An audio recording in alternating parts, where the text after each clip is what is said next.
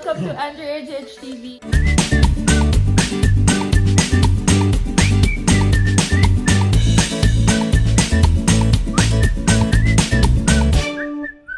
Happy Saturday sa inyo. What's up, guys? It's me, Andrea, and this is Jed.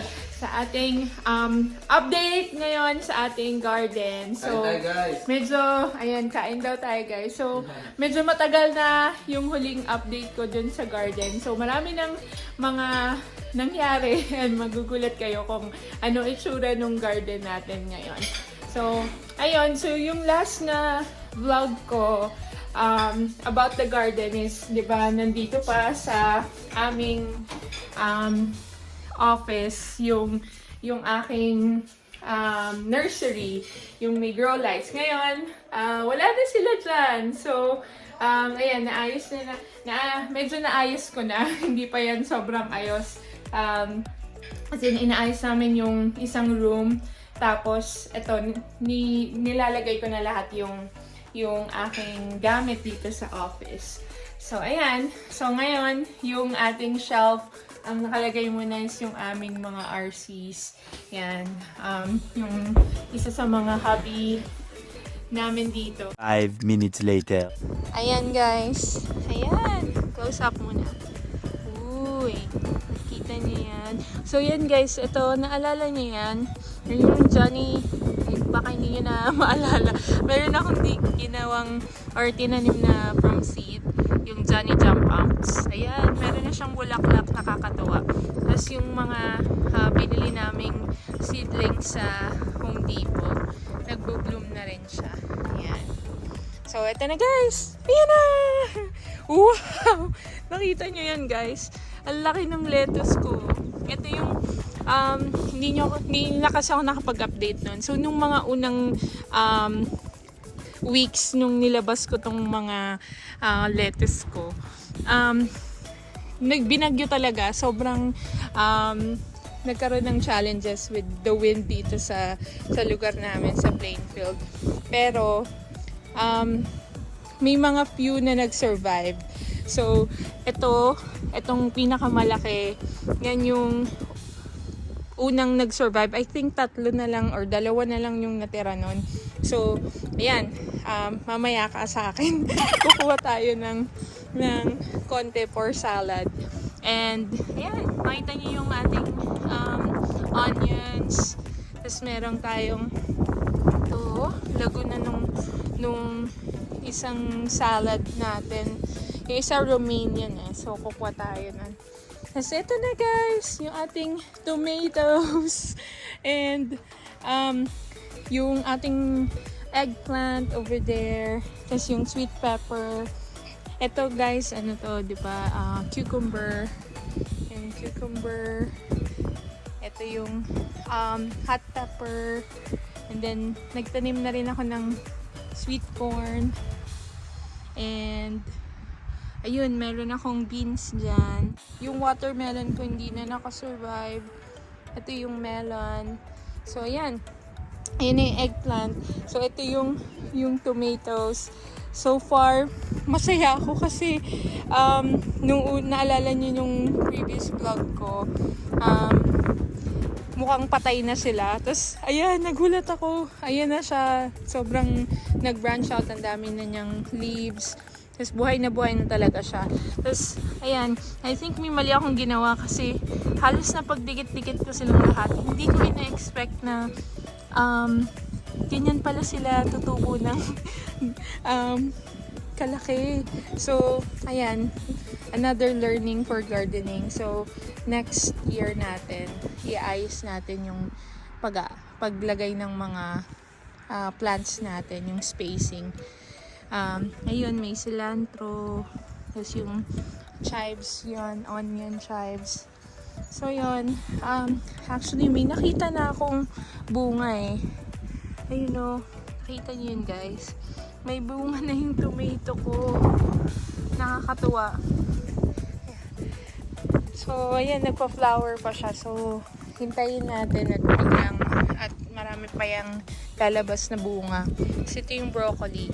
And after a few weeks or 2 months, ayun, nakita nyo, guys. May lumalabas na siya. Ayun. Nagkaroon na ng bunga. Kasi to, this is my potatoes. This is a potato plant. So I'm hoping na magiging okay siya. Nagwe-weeds din ako at the same time. Ayan. So ayan guys, nakakatuwa yung garden kasi for a first time gardener, medyo nakakatuwa dahil may kahit pa paano may nakikita tayong resulta, 'di ba? So, ayan. Ito pala guys, mga carrots 'yan. I think I need to thin it. Babawasan natin siya kasi kailangan lang siya like one lang sa isang lugar every 3 inches I believe. Babawasan natin 'yan. Pero kain muna tayo kasi nagugutom na rin ako. Kuha tayo ng lettuce. Kainin natin. Sandali kuha ko ng pangkuha. So yun guys. Hello guys. So kuha tayo ng lettuce. Ayokong tanggalin yung buo kasi sabi nila pwede pa siyang tumubo. So gagawin natin yung nasa dulo yung buo. Ayan guys, hawak-hawak na natin itong lahat. Hindi ko masasarado yung ating gate. Pero, pasok na tayo. So yun, yun ang ating update sa labas ng garden. So ayan guys, dito na tayo. Yan na yung nakuha na natin. Salad ba tayo? Magsasalad kami ng konti. Gagawa ko ng konti sa bowl. Sinigang. Ay, sisinigang ako. Kasi usually yung ginagamit ko na gulay sa sinigang yung romaine na lettuce. Ang weird, diba? Kasi wala wala masyadong kangkong.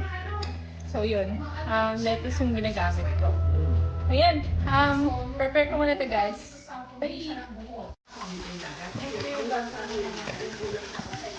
Although, to guys, organic to guys. Hindi ako nag-alit ng